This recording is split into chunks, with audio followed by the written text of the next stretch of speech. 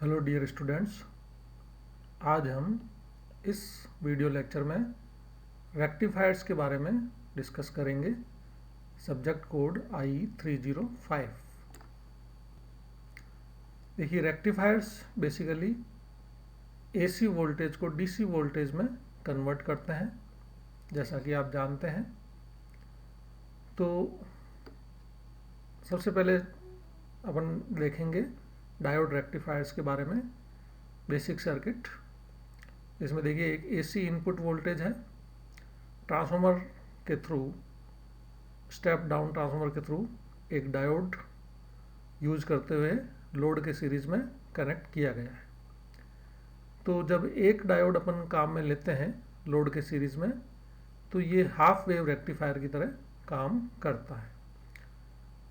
तो जब देखें, ये AC इनपुट वेवफॉर्म जो है अप्लाई की गई है।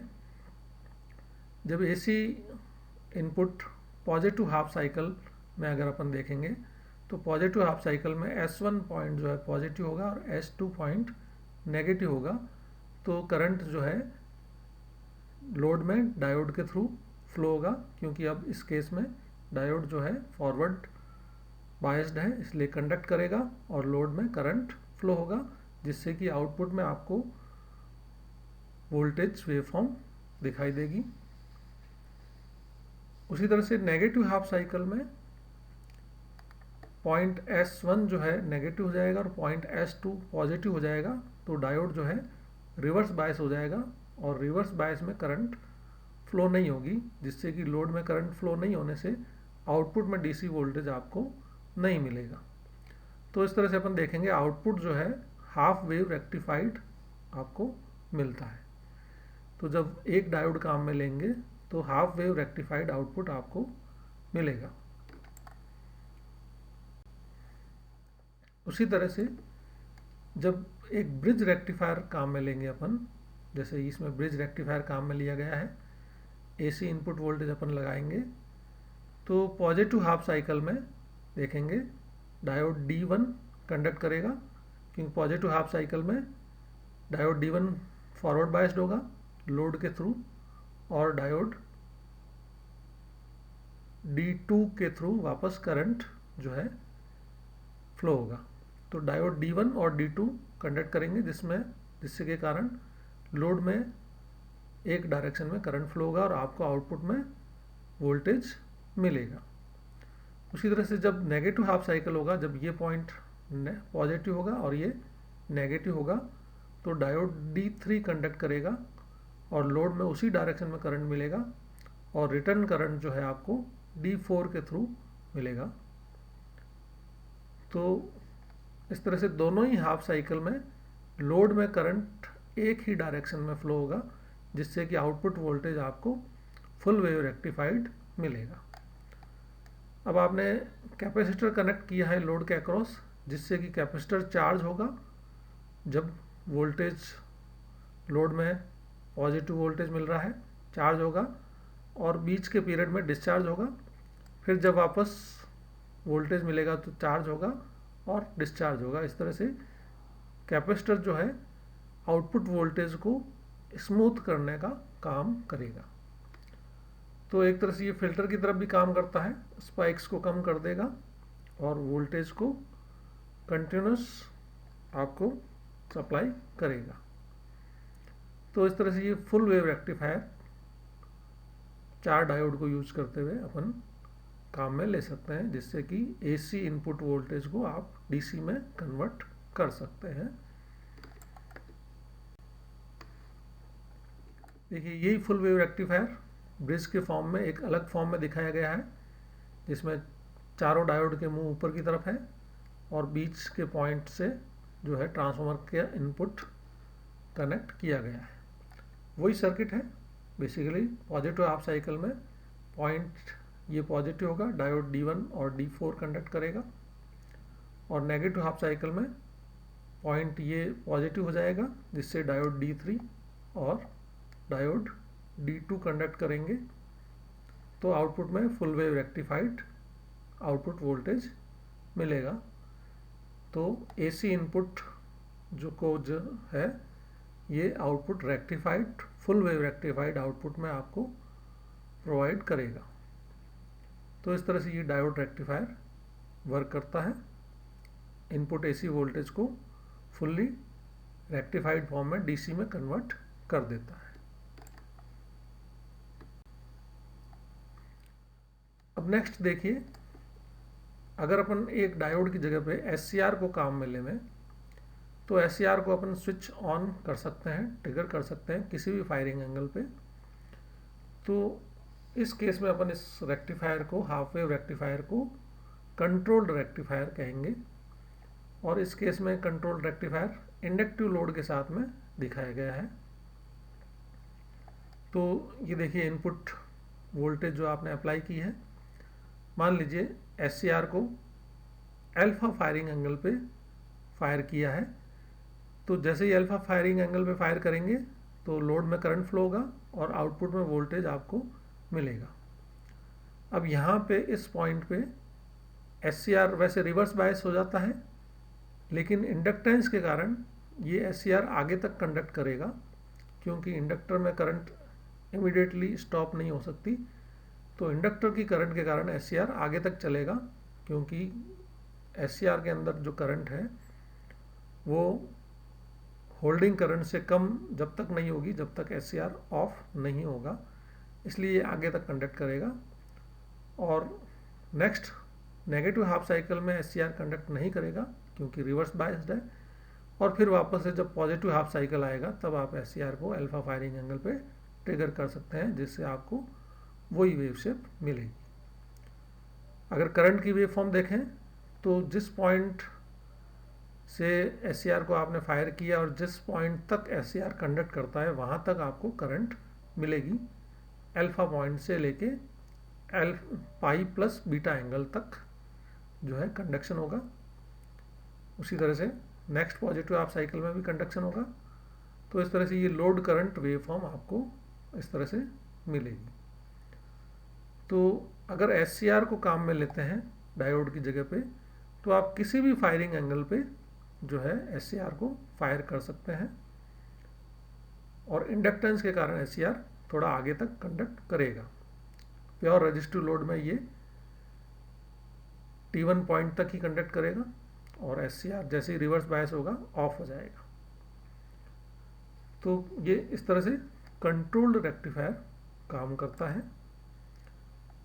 जिससे कि आप लोड में पावर को कंट्रोल कर सकते हैं, लोड में डीसी पावर को कंट्रोल कर सकते हैं। उसी तरह से अगर चारों एससीआर ब्रिज में जो आप bridge half wave full wave rectifier है, उसमें चारों डायोड की जगह पे चारों एससीआर काम में ले सकते हैं, तो उससे ये फुल वेव कंट्रोल्ड रेक्टिफायर या फुली कंट्रोल्ड रेक्टिफायर बन जाएगा। और उसी तरह से पॉजिटिव हाफ साइकिल में SCR1 एंड SCR4 कंडक्ट करेंगे, जिससे लोड में एक डायरेक्शन में करंट फ्लो होगा। नेगेटिव हाफ साइकिल में SCR3 और SCR2 कंडक्ट करेंगे, जिससे कि लोड में करंट उसी डायरेक्शन में फ्लो होगा और फुल वेव रेक्टिफाइड आउटपुट मिलेगा। तो ये देखिए AC इनपुट वोल्टेज है, SCR फायरिंग एंगल यहाँ पे दिखाया गया है, ये यहाँ पे। तो जैसे ही SCR को पल्स मिलेगी, SCR कंडक्ट करेगा। देखिए यहाँ पे SCR ऑफ हो गया क्योंकि ये प्योर रजिस्टिव लोड में दिखाया गया है। जब जीरो वोल्टेज हो जाता है या हल्का सा भी नेगेटिव वोल्टेज जब स्टार्ट हो जाता है, तब SCR रिवर्स बायस हो जाता है और रजिस्टिव लोड में SCR आसानी से ऑफ हो जाता है। इसको नेचुरल कम्यूटेशन भी बोलते हैं अपन। फिर नेक्स्ट नेगेटिव हाफ साइकिल में भी नेक्स्ट SCR3 और SCR2 जो है ऑन हो जाएंगे, तो आपको फिर आउटपुट वोल्टेज मिलेगा। इस तरह से full wave rectified output voltage मिलेगा विद फायरिंग एंगल कंट्रोल। तो आप देखिए इसमें फायरिंग एंगल के कारण आउटपुट एवरेज वोल्टेज को आप कंट्रोल कर सकते हैं। फायरिंग एंगल डिले करेंगे मीन्स ज़्यादा करेंगे, जैसे 30 डिग्री से बढ़ा के आपने 60 डिग्री कर दिया तो लोड में एवरेज वोल्टेज कम हो जाएगा। अगर फायरिंग एंगल एडवांस करेंगे, एडवांस का मतलब है जैसे 30 डिग्री था आपने 0 डिग्री कर दिया तो आउटपुट में एवरेज वोल्टेज ज़्यादा मिलेगा। Firing angle alpha equal to 0 का मतलब है डायोड वाला केस। उसी तरह से आपको सेम वोल्टेज की तरह ही करंट वेव शेप मिलेगी, क्योंकि ये प्योर रजिस्टिव लोड है। प्योर रजिस्टिव लोड में वोल्टेज वेव फॉर्म और करंट वेव फॉर्म में फेज एंगल नहीं होता है, दोनों सेम पॉइंट पे स्टार्ट होती है और सेम पॉइंट पे ऑफ भी होएगी। तो इस तरह से ये full wave controlled rectifier SCR को यूज करते हुए आप बना सकते हैं। लोड में डीसी पावर कंट्रोल किया जा सकता है। इसी को देखिए आप विद इंडक्टिव लोड कैसा होगा। इनपुट वेव शेप दिखाई गई है। ये जब भी एससीआर फायर होगा, ये एससीआर यहाँ फायर हो गया और इंडक्टिव लोड के कारण आगे तक चलेगा। यहाँ पे ऑफ हो गया एससीआर। करंट जो है इस जब एससीआर ऑन हो गया और एससीआर से ऑफ होने तक करंट फ्लो होगी, क्योंकि एससीआर में कंडक्शन चालू रहेगा इस पॉइंट तक। फिर नेक्स्ट थोड़े टाइम बाद में नेक्स्ट फायरिंग पल्स एससीआर को मिल जाएगी और वापस एससीआर ऑन हो जाएगा और आगे तक चलेगा। उसी तरह से आपको करंट भी मिलेगी। तो इस तरह से दोनों हाफ साइकिल में आपको वोल्टेज और करंट वेव शेप मिलेगी लोड में। तो full wave rectifier with inductive load, load में पावर को फायरिंग एंगल कंट्रोल करने से आप कर सकते हैं। यही वेव शेप वापस से दिखाई गई। देखिए input voltage, voltage wave shape. अब देखिए एससीआर आगे तक कंडक्ट नहीं कर रहा है, इसका मतलब ये रेजिस्टिव लोड है। इंडक्टिव लोड में देखेंगे एससीआर आगे तक कंडक्ट करेगा और कंडक्शन ख़त्म नहीं हुआ उससे पहले ही अगर आपने फायरिंग पल्स दे दिए तो वापस से एससीआर कंडक्शन नेक्स्ट जो पेयर है वो चालू हो जाएगा एससीआर का कंडक्शन। और लोड में आपको देखिए कंटिन्यूस वेव फॉर्म मिलेगी, मतलब बीच में गैप नहीं आएगा, एससीआर ऑफ नहीं हो रहा है या लोड में करंट जो है डिसकंटिन्यूस नहीं हो रही है, तो इसको कंटिन्यूस कंडक्शन बोलते हैं अपन। ये तब होता है जब एससीआर पहले वाला पेयर एससीआर का बंद होने से पहले ही आपने नेक्स्ट पेयर को फायरिंग पल्स दे दी, तो उस केस में जो है कंटिन्यूस कंडक्शन मिलेगा और इस तरह की वेव शेप आपको लोड में मिलेगी जब इंडक्टिव लोड हो। हैवी इंडक्टिव लोड के केस में अक्सर ऐसा होता है कि आपको कंटिन्यूस कंडक्शन मिलता है, लोड में करंट भी कंटिन्यूस मिलेगी। फिर नेक्स्ट देखिए फुल कंट्रोल्ड ब्रिज रेक्टिफायर जो है उसमें अगर अपन फ्लाईव्हील डायोड लगा दें, एक ये फ्लाईव्हील डायोड है, लोड के पैरेलल में एक फ्लाईव्हील डायोड लगा दिया है आपने, उससे क्या होगा कि जो एससीआर कंडक्टिंग स्टेज में था, जैसे मान लीजिए एससीआर 1 और 4 पॉजिटिव हाफ साइकिल के केस में कंडक्ट कर रहा था, तो जैसे ही वोल्टेज 0 पहुंचेगा वो एससीआर ऑफ हो जाएगा और इंडक्टर में जो करंट है वो डायोड के थ्रू बाईपास हो जाएगा, मीन्स डायोड के थ्रू फ्लो होता रहेगा और एससीआर में वो करंट फ्लो नहीं होगा, क्योंकि एससीआर 1 और एससीआर 4 अदरवाइज कंडक्ट करते इंडक्टेंस के कारण। अब चूंकि आपने फ्लाईव्हील डायोड लगा दिया है तो ये एससीआर तक करंट जाने नहीं देगा, लोड में करंट को फ्लाईव्हील डायोड खुद ही सर्कुलेट कर लेगा, जिससे कि एससीआर ऑफ हो जाएगा जल्दी से। 0 वोल्टेज आते ही या हल्का सा नेगेटिव बायस मिलते ही एससीआर ऑफ हो जाएगा, तो आगे तक कंडक्ट नहीं करेगा इंडक्टिव लोड होते हुए भी। तो ये फ्लाईव्हील डायोड का काम होता है, वो एससीआर को रिलीव कर देता है और जिससे कि एससीआर ऑफ हो जाता है, ताकि नेक्स्ट जो पेयर है आप उसको आसानी से ट्रिगर कर सकें। तो इस तरह से फ्लाईव्हील डायोड जब यूज़ करेंगे तो वेव शेप वैसी ही मिलेगी जैसी कि रेजिस्टिव प्योर रेजिस्टिव लोड में मिलती है। तो ये फ्लाईव्हील डायोड यूज़ करने से वेव फॉर्म इस तरह से मिलेगी आपको। अब देखिए 3 phase rectifier, 3 phase half wave rectifier. Diode को यूज़ किया है। 3 फेज में देखिए इनपुट डेल्टा से सप्लाई किया है, ये डेल्टा स्टार ट्रांसफार्मर है, स्टार में कन्वर्ट हो गया सेकेंडरी साइड में वोल्टेज। अब हर फेज में एक डायोड काम में लिया गया है। जब एक फेज में एक डायोड काम में लेंगे तो वो हाफ वेव रेक्टिफायर की तरह काम करेगा। जैसे कि अपन ने एक डायोड सिंगल फेज में काम में लिया था तो हाफ वेव रेक्टिफायर की तरह काम करेगा। और अगर एक फेज में आपने 2 डायोड काम में लिए हैं या 4 डायोड काम में ले लिए एक फेज में, तो वो फुल वेव रेक्टिफायर की तरह काम करेगा। तो अभी देखिए ये एक फेज में एक डायोड काम में लिया है तो ये हाफ वेव रेक्टिफायर की तरह काम करेगा। तो देखिए 3 फेज में फेज सीक्वेंस होती है, फेज ए बी सी मान लीजिए, या आर वाई बी। तो फेज ए है मान लीजिए, सबसे पहले ए फेज कंडक्ट करेगा, क्योंकि ए फेज का वोल्टेज, अगर आप वेव शेप देखें कि देखिए ए फेज का वोल्टेज है, उसके बाद में ये बी फेज का वोल्टेज है, और उसके बाद में ये सी फेज का वोल्टेज है। फेज सीक्वेंस का मतलब है ए फेज का वोल्टेज पहले पॉजिटिव हो रहा है, उसके बाद में बी फेज का वोल्टेज बाद में पॉजिटिव हो रहा है, और सी फेज का वोल्टेज उसके बाद में पॉजिटिव हो रहा है। अगर फेजर डायग्राम से भी देखें तो वो क्लॉकवाइज सर्कुलेट होता है, ए फेज फिर बी फेज फिर सी फेज।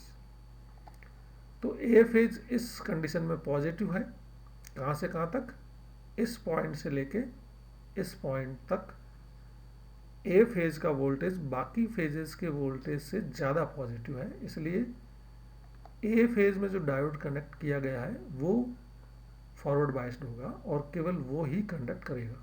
तो देखिए आप इस पॉइंट से लेके इस पॉइंट तक V A N means A phase में फेज टू न्यूट्रल वोल्टेज सबसे ज़्यादा है, तो इसलिए ये डायोड जो है फॉरवर्ड बायस्ड होगा और ये ही कंडक्ट करेगा। फिर नेक्स्ट बी फेज का वोल्टेज सबसे ज़्यादा पॉजिटिव है, यहाँ से इस पॉइंट से लेके यहाँ पर इस पॉइंट तक, तो बी फेज का डायोड जो है वो ही फॉरवर्ड बायस्ड होगा और वो ही कंडक्ट करेगा। तो ये बी फेज का डायोड कंडक्ट करेगा इस पॉइंट से लेके इस पॉइंट तक, और उसी तरह से फिर सी फेज का डायोड कंडक्ट करेगा। तो आपको आउटपुट में इस तरह की रेक्टिफाइड वेवफॉर्म मिलेगी। अब हालांकि ये हाफ वेव रेक्टिफायर है, लेकिन देखिए वेवफॉर्म फुल रेक्टिफायर की तरह ही मिलेगी आपको। बोलेंगे इसको हाफ वेव रेक्टिफायर है, लेकिन वेवफॉर्म आपको देखिए कंटिन्यूस मिलेगी और आपको एवरेज वोल्टेज ज़्यादा मिलेगा, क्योंकि 3 फेज है इसमें, इसलिए इसको अपन 3 फेज हाफ वेव रेक्टिफायर कहेंगे। तो ये डायोड रेक्टिफायर है, 3 phase half wave rectifier diode को यूज़ करते हुए। अभी ये कंट्रोल्ड नहीं है, अनकंट्रोल्ड है, क्योंकि डायोड को यूज़ किया है आपने। डायोड की जगह पे SCR को यूज़ करेंगे तो ये कंट्रोल्ड रेक्टिफायर बन जाएगा।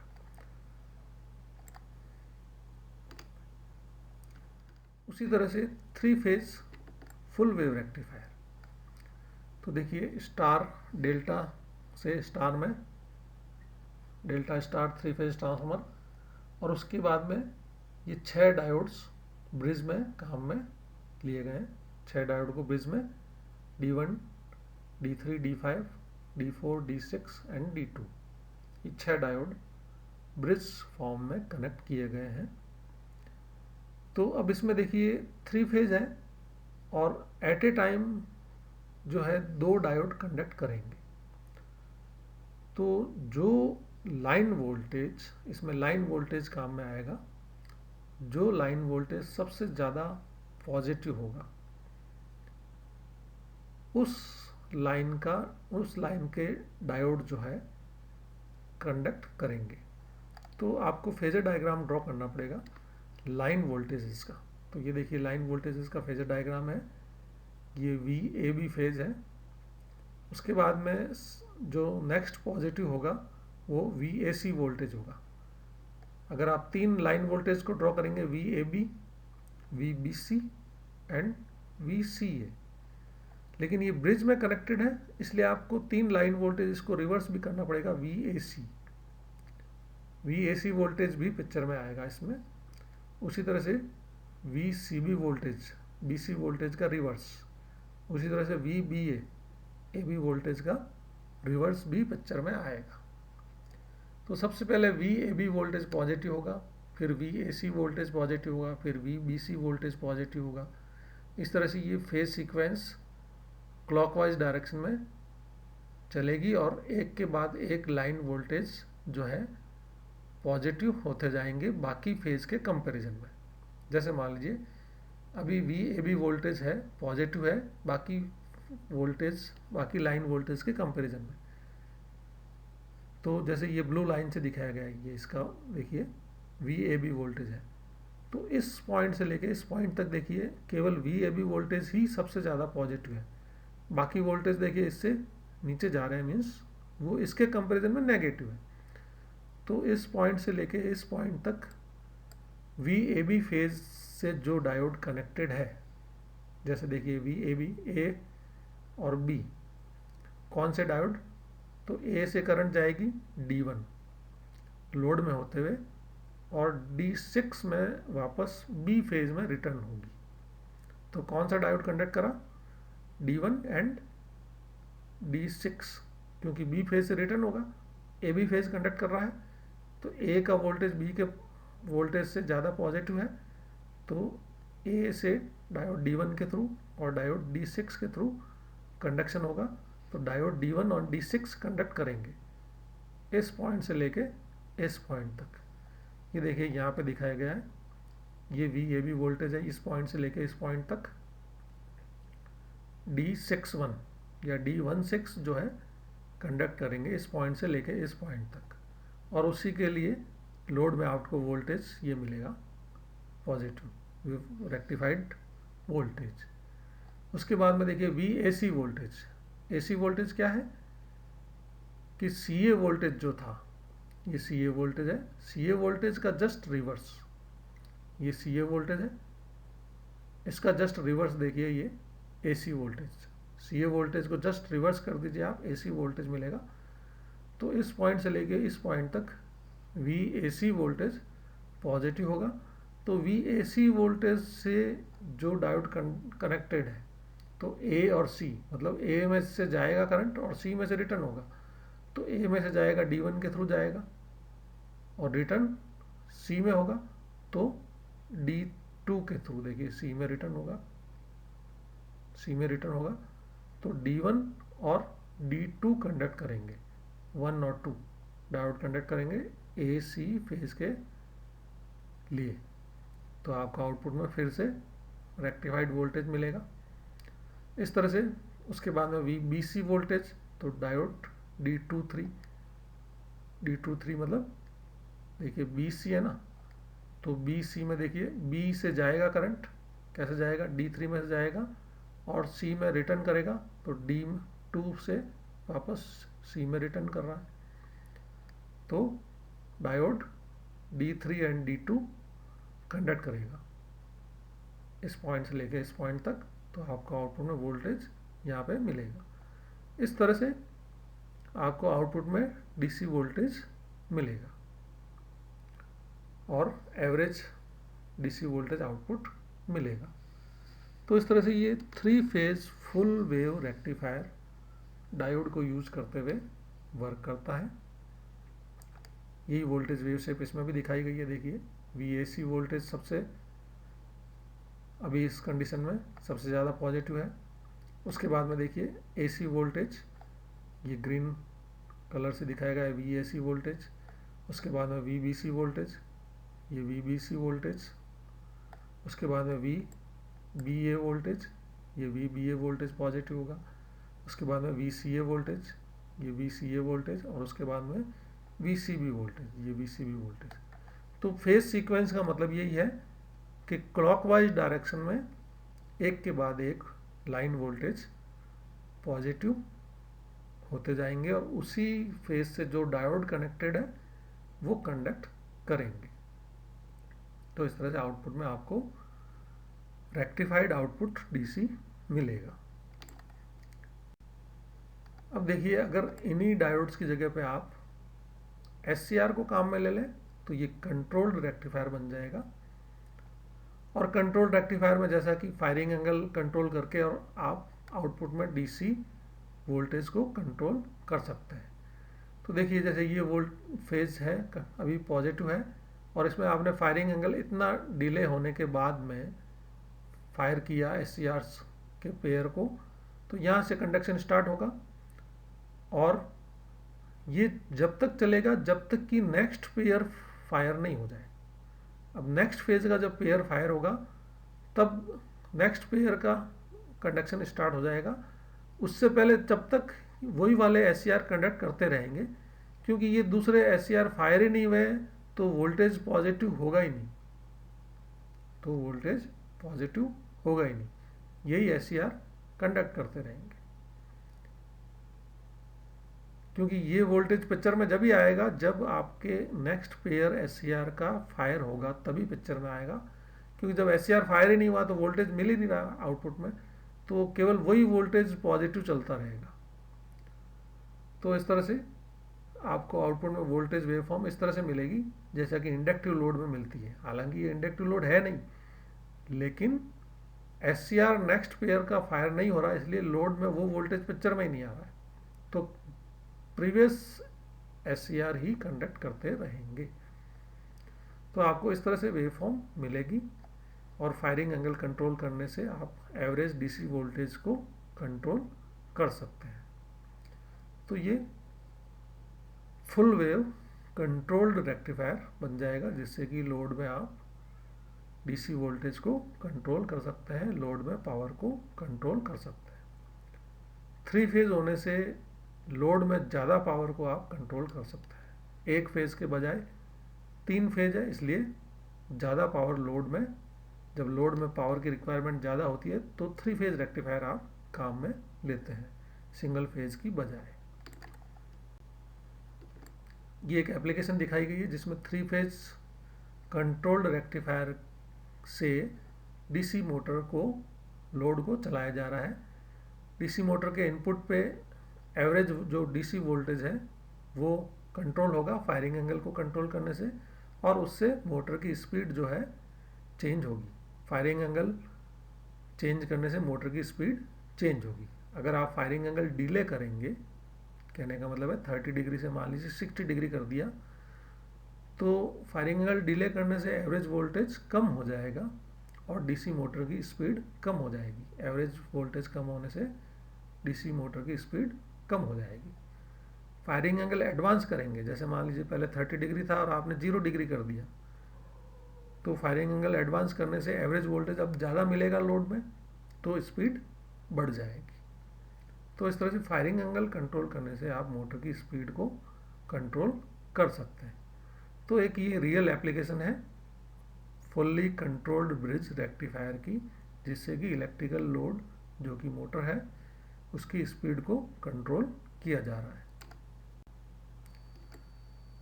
कि सेम वही डायग्राम दिखाया गया है वापस,